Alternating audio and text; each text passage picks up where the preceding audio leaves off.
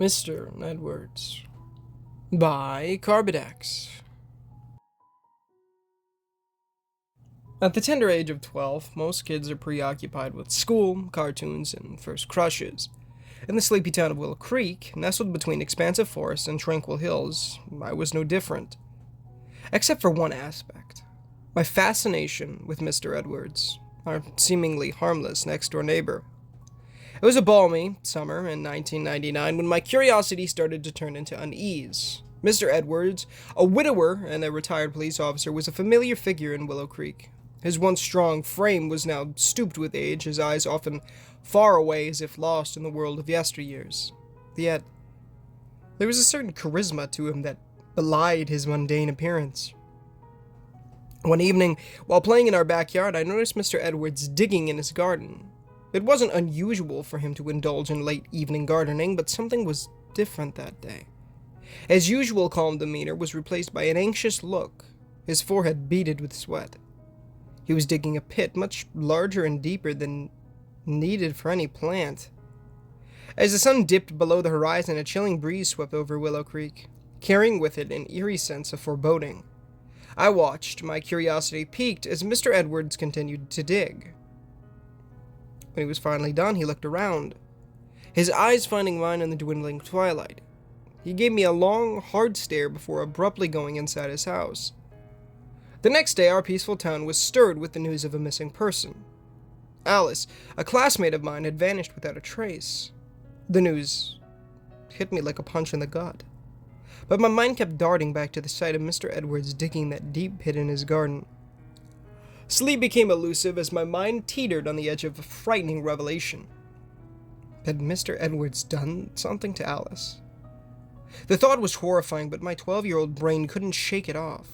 The pit in his garden, his unnerving glance, and Alice's disappearance. Everything seemed to connect, forming a terrifying picture. Days turned into weeks, but there was no news of Alice. Our small town was shrouded in sorrow and fear. Parrots clung tighter to their children, and the playful cheer that once filled the streets of Willow Creek was replaced by deafening silence. I decided I needed to find out what happened, not just for Alice, but for all of us. My quest for the truth was about to lead me down a path from which there was no return. Little did I know I was about to face the most horrifying ordeal of my life. It was a Saturday, 3 weeks after Alice's disappearance. My parents were visiting relatives in the next town, leaving me home alone for the afternoon. Gathering all my courage, I decided to sneak into Mr. Edwards' garden. I armed myself with my dad's old flashlight and my baseball bat, and poured a fence against a ex-police officer, but it was all I had. The summer heat had mellowed down into a warm, balmy afternoon. A sense of stillness hung in the air as if the entire universe was holding its breath. I made my way around the block so as not to arouse suspicion, and entered Mr. Edwards' backyard through a small opening in the hedge. His garden was unusually quiet, the usual chatter of birds and rustling leaves silenced. I could see the pit from where I stood, a gaping void in the well-tended garden. My heart pounded in my chest as I approached it, my mind spinning with 1,000 dreadful possibilities. Cautiously, I shone my flashlight into the pit. It was empty. A wave of relief washed over me, but just as I was about to turn away, something caught my eye. A piece of fabric sticking out from the loose soil near the pit. It was a small pink piece of cloth with a familiar pattern. White daisies. Alice's favorite. She had a dress with the exact same pattern. My blood ran cold as I held the piece of fabric in my trembling hands. Just then, I heard the back door of the house creak open.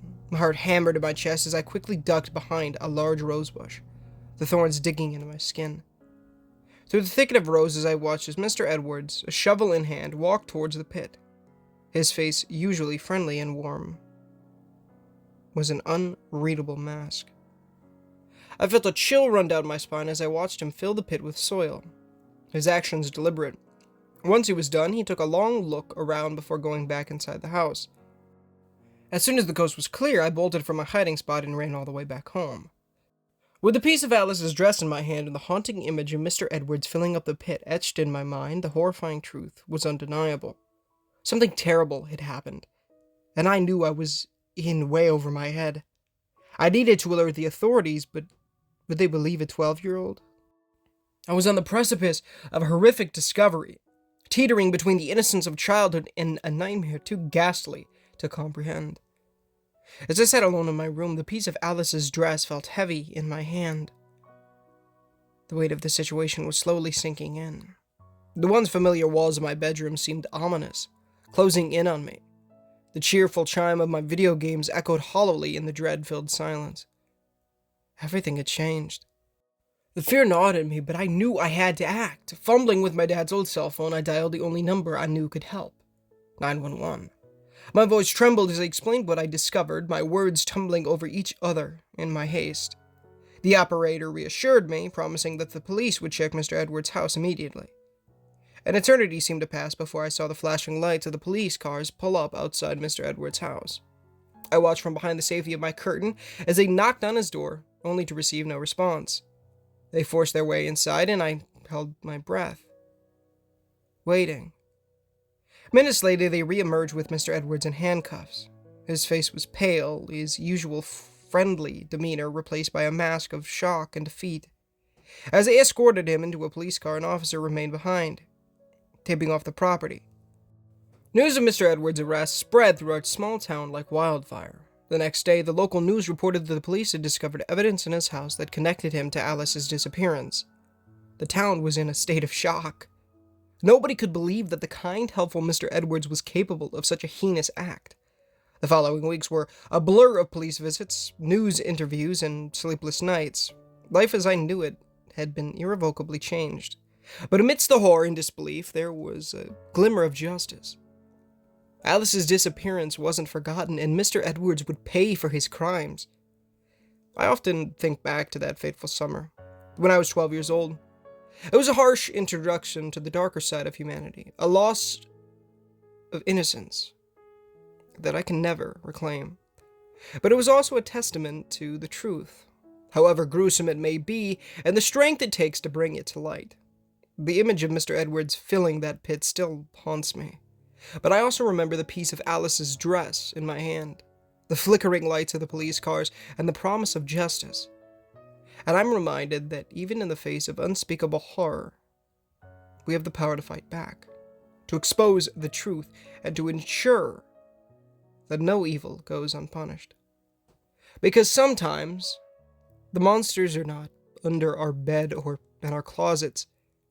They are walking among us, hidden behind the guise of normality.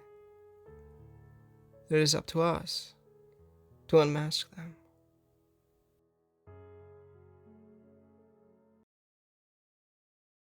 Hey guys, Ninja Gamer here. Thank you so much for watching today's video. If you did enjoy, please leave a like on the video to get the corresponding people speeds. As well as it does help the channel enormously. As well as please consider subscribing, as we are trying to hit 10,000 subs by the end of the year, and it would be a massive blessing for the Lord if you guys did so. Of course, if you haven't done so already, the $1 million question's on screen right now, pinned comment and description if you prefer to read it that way. But please do, it'll teach you about how to get eternal life, how to go to heaven. Who wouldn't want that? It'll teach you about repenting of your sins and trusting in the good Lord Jesus Christ with our minds full of strength, as well as building the relationship with the Lord by reading the Holy Bible daily, praying daily, and evangelizing people. It's great stuff, so please do so. Of course, the $1 million question, as well as anything else I talk about in these videos, is not associated with the story or the author in any way unless otherwise mentioned. It is for you, the viewer, to read, so please do so. Go give Carpet X some love in the comments and the description. The original story link and his Reddit page will be down there, so go give him some love.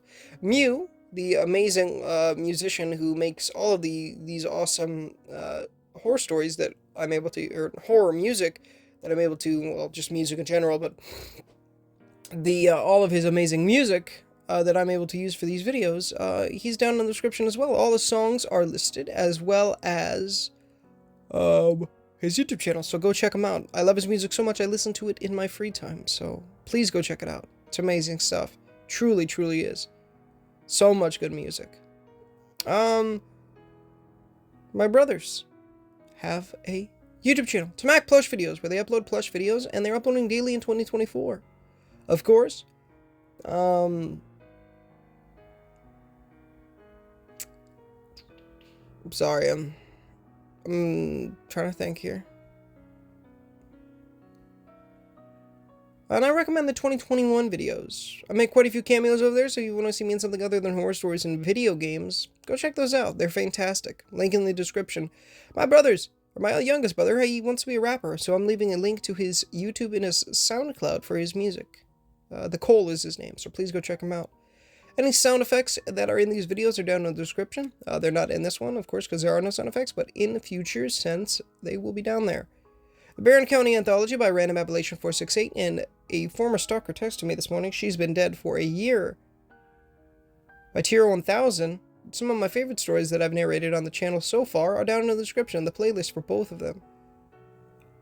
And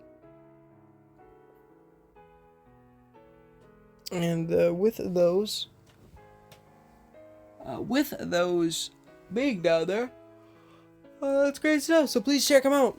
And if you're a fan of the Children of the Oak Walker story, well, of course, that is part of the Barron County Anthology, so go get yourself caught up. It is amazing stuff, so please go watch both of those. They're fantastic. As for streaming tonight, I'm gonna be honest, I'm not sure that I'm going to. I'm tired. I kinda just wanna eat some food and then go to bed, so I don't know, y'all. We're gonna see. We will see here. But yeah. I'm gonna say probably not, but you know, you never know, right? So, anyways, guys, I love you. Thank you so much for watching, and I hope to see you so soon in the next one, of course. I love you guys. Thank you so much for watching, and until next time, guys, this is Ninja Gamer signing off.